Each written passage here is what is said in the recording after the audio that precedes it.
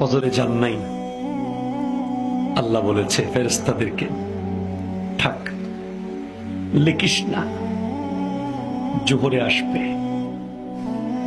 আমার বান্দা তো, আল্লাহ পানি বন্ধ করে দেব, না না না, আমার বান্দা। খানা বন্ধ করে দেব, না না না, আমার বান্দা। আমি না গাফফার, আমি আল্লাহ না ক্ষমাকারী। আল্লাহ দোষগুলো দুনিয়াকে দেখাই দেব, না না না, আমি সাত্তার। রহমতের চাদর দিয়ে ঢেকে রেখেছেন। আপনি জান নাই, আপনাকে হাইয়া আলাস সালাহ বলার পর আবার হাইয়া আলাল ফালাহ বলেছেন। হাইয়া আলাস সালাহ বললে হতো, ফালাহ কেন বললো? আরে তোর লাভের জন্য আয়।